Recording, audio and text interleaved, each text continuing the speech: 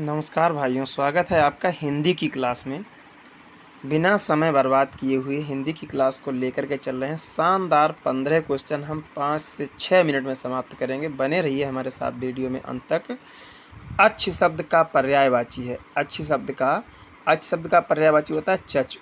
शीश शीश का मतलब होता है सिर, और शशि का मतलब होता है चंद्रमा, अंगुष्ठ का मतलब होता है अंगूठा। तो चक्षु और अच्छी, ठीक है, ये दोनों पर्यायवाची हैं। अच्छ का हो गया चक्षु। नेक्स्ट है मुझे चलना नहीं आता। मुझे चला नहीं जाता। वाक्य है कृतवाच्य, कोई कार्य तो हो नहीं रहा, कर्मवाच्य भी नहीं है।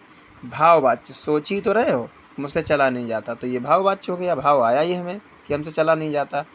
जिसे बुलाया ना गया हो के लिए एक शब्द है आहूत। आहूत तो जिसे बुलाया गया हो।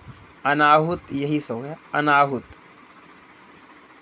नेक्स्ट है अनार्य का तद्भव है अनार्य। अनार नहीं, नर नहीं, अनाड़ी। अनार्य का अनाड़ी। देखिए तद्भव क्या होता है। तद्भव, तद माने उससे, भव माने उत्पन्न होना, उससे उत्पन्न हुआ। और तत्सम मतलब उसके समान। जो संस्कृत से उत्पन्न हुए शब्द हैं वो क्या होते हैं, तद्भव। और जो संस्कृत के समान हैं वो तत्सम होते हैं। तो अनार्य तत्सम हो गया, ये संस्कृत के समान है। कैसा है, संस्कृत के समान है। अनार्य ये तत्सम हो गया, और अनाड़ी ये थोड़ा अलग से भाषा लग रही है देहाती टाइप की, तो ये हो गया तद्भव। जो संस्कृत भाषा से उत्पन्न हुए हैं शब्द, उनको हम क्या कहते हैं, तद्भव। तद्भव। और जो संस्कृत के समान है उनको क्या कहते हैं, तत्सम, यानी संस्कृत के समान। पहचान लेंगे जो संस्कृत जैसा दिखे, समझ लीजिए ये तत्सम है। संधि का व्यर्थ का संधि विच्छेद है। विधन अर्थ पहला ही सही है। विधन अर्थ व्यर्थ। ई और आ मिलकर के या बन गया है। अगला है किस शब्द की वर्तनी शुद्ध है सुषमा। यही शब्द, पहले ही शब्द की वर्तनी शुद्ध है, बाकी शब्द गलत है। प्रत्येक शब्द है। प्रत्येक शब्द क्या है, संज्ञा तो है नहीं, सर्वनाम भी नहीं है। प्रत्येक शब्द है विशेषण। नेक्स्ट क्वेश्चन है, ये विशेषता बता रहा है। उपत्यका में उपसर्ग है। उपत्यका में उपसर्ग उपधनतिका, तो ये हो गया उपत्यका, तो उप हो गया उपसर्ग। नेक्स्ट क्वेश्चन है छा किन वर्णों से मिलकर बना है। छा का और सा से मिलकर के छा बनता है। ये तो बहुत सिंपल क्वेश्चन, इजी है।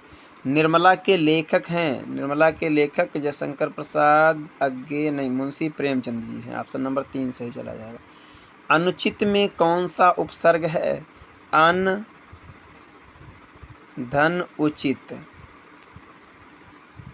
तो अन उपसर्ग हो गया, अन। और उपसर्ग बताया है जो शब्द में पहले लगते हैं उपसर्ग होते हैं, शब्द के बाद में लगते हैं प्रत्यय होते हैं। ऊ पहले आता है, पा बाद में आता है। ऊ से उपसर्ग और पा से प्रत्यय बाद में आता है, तो बाद में लगने वाले प्रत्यय याद रखिए, और ऊ पहले लगने वाले उपसर्ग। जगजीत में कौन सा समास है। जगजीत, जग को जीतने वाला, जग को जीतने वाला अर्थात तत्पुरुष समास। अच्छा ये बताइए कौन सा तत्पुरुष है। जग को जीतने वाला, जगजीत। को जहाँ आ जाए बताया था कर्म तत्पुरुष होता है। जहाँ पर भी को आ जाए कर्म तत्पुरुष। और द्वंद्व समास जहाँ योजक चिन्ह और प्लस विरोधा विलोम हो, जैसे रात और योजक चिन्ह के बाद दिन, भाई बहन, माता पिता, भाई और बहन, माता और पिता, और शब्द का लोप होता है। द्विगु समास जहाँ संख्यावाचक हो, त्रिभुज, चौराहा, पंचवटी, ये द्विगु समास होते हैं। नेक्स्ट क्वेश्चन है दिन दिन में कौन सा समास है। देखिए योजक चिन्ह वाली बात यार, दिन दिन योजक चिन्ह तो है लेकिन विरोधाभास नहीं है, शब्द रिपीट हो रहा है। जहाँ पर शब्द रिपीट हो रहा है और योजक चिन्ह हो वो अव्ययी भाव समास होता है। तत्पुरुष समास अभी हम बता चुके हैं आपको। द्वंद्व समास भी बता चुके। कर्मधारय समास, कर्मधारय समास में हम बता चुके हैं, इसमें तो खैर वीडियो में नहीं बताया, पहले बताया था। कर्मधारय समास में हमारी एक समास की वीडियो पड़ी हुई, इसको देख लीजिएगा, बिल्कुल शानदार तरीके से समझाया गया है। यहाँ पर जो है पहला पद विशेषण होता है, हमने बताया था पहला पद विशेषण होता है। सूर्योदय में कौन सी संधि है। देखिए संधि, सूर्योदय, सब कुछ हटा दीजिए, सब कुछ नीचे का। ऊपर की लाइन याद रखिए, एक मात्रा जहाँ होती है, एक मात्रा ए की और एक मात्रा ओ की, ये दो मात्राएं जहाँ पर होंगी वहाँ पर कौन सा समास होता है? वहाँ पर होता है गुण संधि। समास नहीं, सॉरी, संधि, गुण संधि होती है। मतलब दो, यहाँ क्या हुआ? सूर्य, धन, उदय, तो यहाँ आ छुपा हुआ है और यहाँ उ, आ और उ मिलकर के ए बन गया, यानी दो स्वर मिलकर के एक नया स्वर बन जाता है। तो वहाँ पर क्या, नया गुण मिल जाता है, उसको गुण संधि कहते हैं।